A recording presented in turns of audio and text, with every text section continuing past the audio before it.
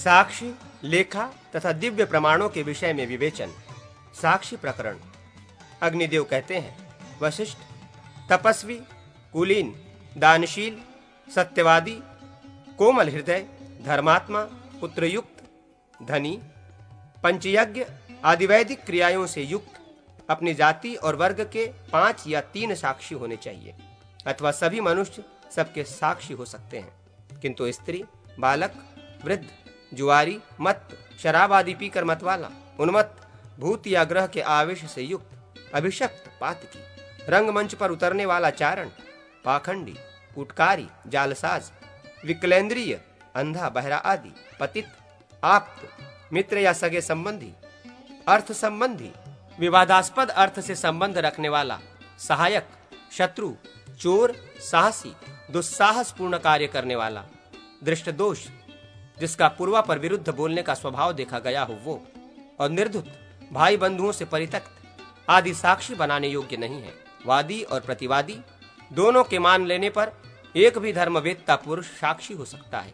किसी स्त्री को बलपूर्वक पकड़ लेना, चोरी करना, किसी को कटु वचन सुनाना या कठोर दंड देना तथा हत्या आदि दुस्साहसपूर्ण कार्य करना, इन अपराधों में सभी साक्षी बनाए जा सकते हैं। जो मनुष्य साक्षी होना स्वीकार करके 3 पक्ष के भीतर गवाही नहीं देता है, राजा 46वें दिन उससे सारा ऋण सूद सहित वादी को दिलावे और अपना दशांश भाग भी उससे वसूल करे।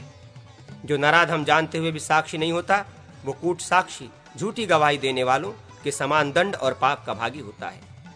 न्यायाधिकारी वादी एवं प्रतिवादी के समीप स्थित साक्षियों को ये वचन सुनावे, पातकियों और महापातकियों को तथा आग लगाने वालों और स्त्री एवं बालकों की हत्या करने वालों को जो लोग नरक प्राप्त होते हैं, झूठी गवाही देने वाला मनुष्य उसी सभी लोगों नरकों को प्राप्त होता है। तुमने सैकड़ों जन्मों में जो कुछ भी पुण्य अर्जित किया है, वो सब उसी को प्राप्त हुआ समझो, जिसे तुम असत्य भाषण से पराजित करोगे। साक्षियों की बातों में द्विविधा, परस्पर विरुद्ध भाव हो तो उनमें से बहुसंख्यक साक्षियों का वचन ग्राह्य होता है। यदि समान संख्या वाले साक्षियों की बातों में विरोध हो, अर्थात जहां 2 एक तरह की बात करते हो और 2 दूसरे तरह की बात, वहां गुणवानों की बात को प्रमाण मानना चाहिए। यदि गुणवानों की बातों में भी विरोध उपस्थित हो तो उनमें से जो सबसे अधिक गुणवान हो उसकी बात को विश्वसनीय एवं ग्राह्य माने। साक्षी जिसकी प्रतिज्ञा दावा को सत्य बताएं, वो विजयी होता है। वे जिसके दावे को मिथ्या बतलाए, उसकी पराजय निश्चित है।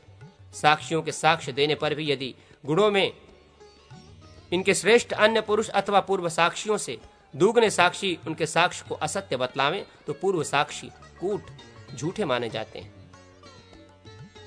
इन लोगों को जो कि धन का प्रलोभन देकर गवाहों को झूठी गवाही देने के लिए तैयार करते हैं तथा जो उनके कहने से झूठी गवाही देते हैं, उनको भी पृथक पृथक दंड दें।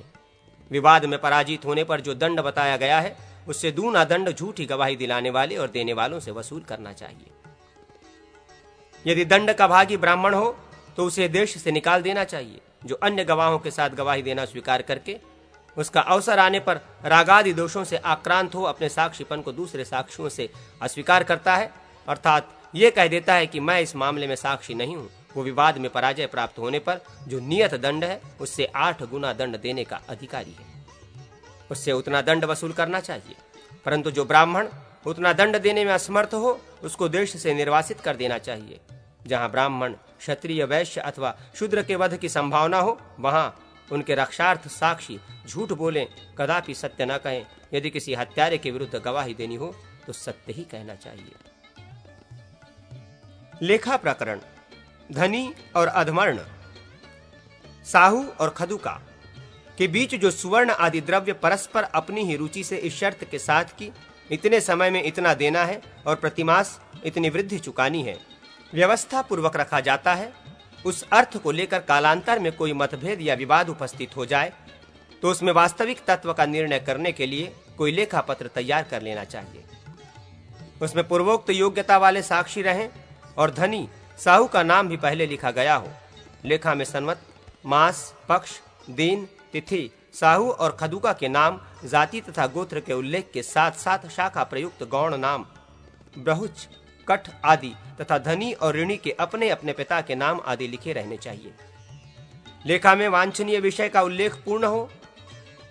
ऋण लेने वाला अपने हाथ से लेखा पर यह लिख दे कि अमुक का पुत्र मैं, अमुक इस लेखा में जो लिखा गया है उससे सहमत हूं। तदनंतर साक्षी भी अपने हाथ से ये लिखे कि आज मैं अमुक का पुत्र अमुक इस लेखा का साक्षी होता हूं। साक्षी सदा समसंख्या 2 या 4 में होने चाहिए। लिपि ज्ञान शून्य ऋणी अपनी सम्मति किसी दूसरे व्यक्ति से लिखवा ले और अपड़ साक्षी अपना मत सब साक्षियों के समीप दूसरे साक्षी से लिखवाए। अंत में लेखक कातिब यह लिख दे कि आज अमुक धनी और अमुक ऋणी के कहने पर अमुक के पुत्र मुझ अमुक ने यह लेखा लिखा। साक्षियों के न होने पर भी ऋणी के हाथ का लिखा हुआ लेखा पूर्ण प्रमाण माना जाता है, किंतु ये लेखा बल अथवा छल के प्रयोग से लिखवाया गया न हो। लेखा पढ़कर या लिख कर लिया हुआ ऋण 3 पीढ़ियों तक ही देय होता है, परंतु बंधन की वस्तु जब तक धनी के हाथ उपभोग में आती है जब तक कि लिया हुआ ऋण चुका नहीं दिया जाता है। यदि लेखा पत्र देशांतर में हो, उसकी लिखावट दोषपूर्ण अथवा संदिग्ध हो, नष्ट हो गया हो, घिस गया हो, अपहृत हो गया हो, छिन्न भिन्न अथवा दग्ध हो गया हो, तब धनी ऋणी की अनुमति से दूसरा लेखा तैयार करवावे। संदिग्ध लेख की शुद्धि स्वहस्त लिखित आदि से होती है, अर्थात लेखक अपने हाथ से दूसरा लेखा लिख कर दिखावे। जब दोनों के अक्षर समान हो तब संदेह दूर हो जाता है। आदि पद से सूचित किया गया है कि साक्षी और लेखक से दूसरा कुछ लिखवा कर यह देखा जाए कि दोनों लेखों के अक्षर मिलते हैं या नहीं। यदि मिलते हों तो पूर्व लेखा के शुद्ध होने में कोई संदेह नहीं रह जाता। युक्ति प्राप्ति 1, क्रिया 2, चिन्ह 3, संबंध 4 और आगम 5, इन हेतुओं में से भी लेखा की शुद्धि होती है। ऋणी जब जब ऋण का धन धनी को देता है तब तब लेखा पत्र की पीठ पर लिख दिया करे, अन्यथा धनी जब जब जितना धन पावे तब तब अपने हाथ से लेखा की पीठ पर उसको लिखकर अंकित कर दे। ऋणी जब ऋण चुका दे तो लेखा को फाड़ डाले, अथवा लेखा किसी दुर्गम स्थान में हो या नष्ट हो गया हो तो ऋण शुद्धि के लिए धनी से भरपाई लिखवा ले। यदि लेखा पत्र में साक्षियों का उल्लेख हो तो उनके सामने ऋण चुकवावे। दिव्य प्रकरण तुला, अग्नि, जल, विष तथा कोश, ये 5 दिव्य प्रमाण धर्मशास्त्र में कहे गए हैं, जो संदिग्ध अर्थ के निर्णय अथवा संदेह की निवृत्ति के लिए देने चाहिए। जब अभियोग बहुत बड़े हों और अभियोक्ता परले सिरे पर अर्थात व्यवहार के जय पराजय लक्षण चतुर्थ पाद में पहुंच गया हो, तभी इन दिव्य प्रमाणों का आश्रय लेना चाहिए। वादी और प्रतिवादी दोनों में से कोई एक परस्पर बातचीत करके स्वीकृति देकर अपनी रुचि के अनुसार दिव्य प्रमाण के लिए प्रस्तुत हो और दूसरा संभावित शारीरिक या आर्थिक दंड के लिए तैयार रहे। राजद्रोह या महापात का संदेह होने पर शीर्षक स्थिति में आए बिना भी तुला आदि दिव्य प्रमाणों को स्वीकार करे। 1000 पर्ण से कम के अभियोग में अग्नि, विष और तुला इन दिव्य प्रमाणों को ग्रहण न करावे, किंतु राजद्रोह और महापातक के अभियोग में सत्पुरुष सदा इन्हीं प्रमाणों का वहन करे। सहस्त्रपण के अभियोग में तुला आदि 3 दिव्य प्रमाणों को प्रस्तुत करे, किंतु अल्प अभियोग में भी कोश कराए। शपथ ग्रहण करने वाले के शुद्ध प्रामाणिक होने पर उसे वादी से 50 पर्ण दिलावे और दोषी प्रमाणित होने पर उसे दंड दे।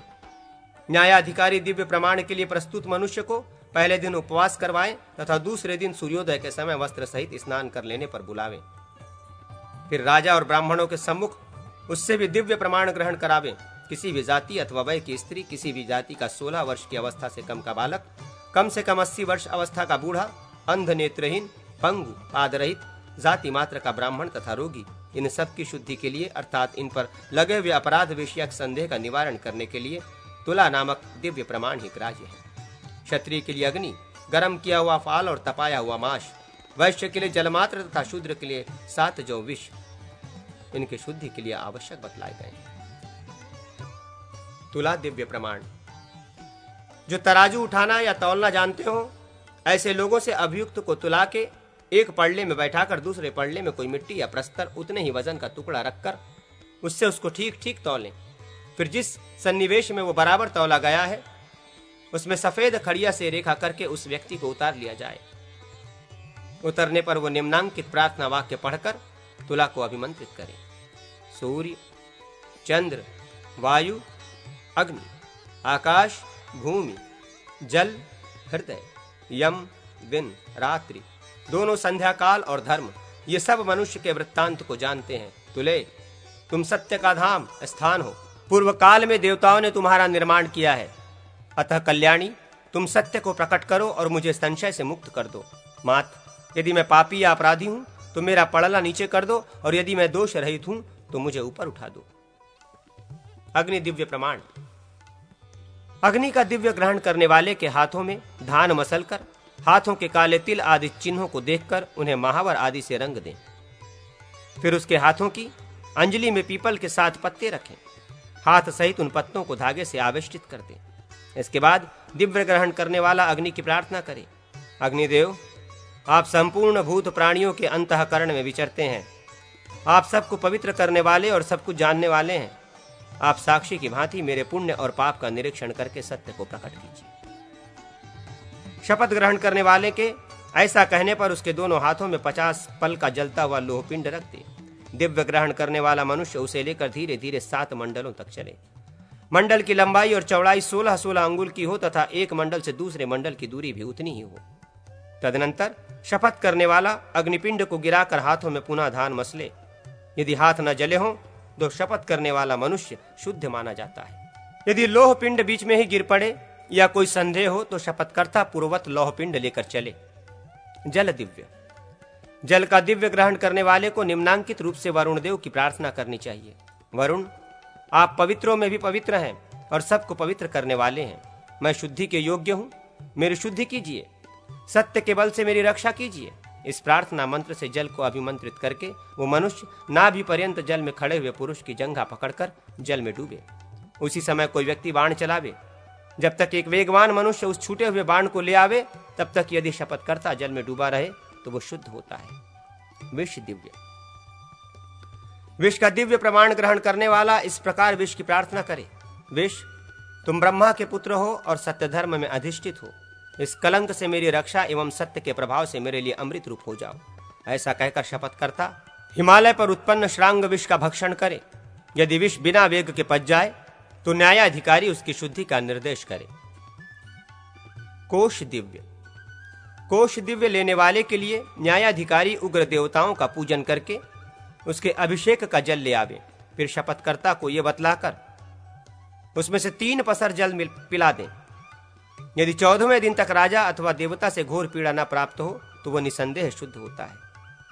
अल्प मूल्य वाली वस्तु के अभियोग में संदेह उपस्थित होने पर सत्य, वाहन, शस्त्र, गौ, बीज, सुवर्ण, देवता, गुरुचरण एवं इष्टापूर्त आदि पुण्य कर्म इनकी सहज साध्य शपथ विहित है।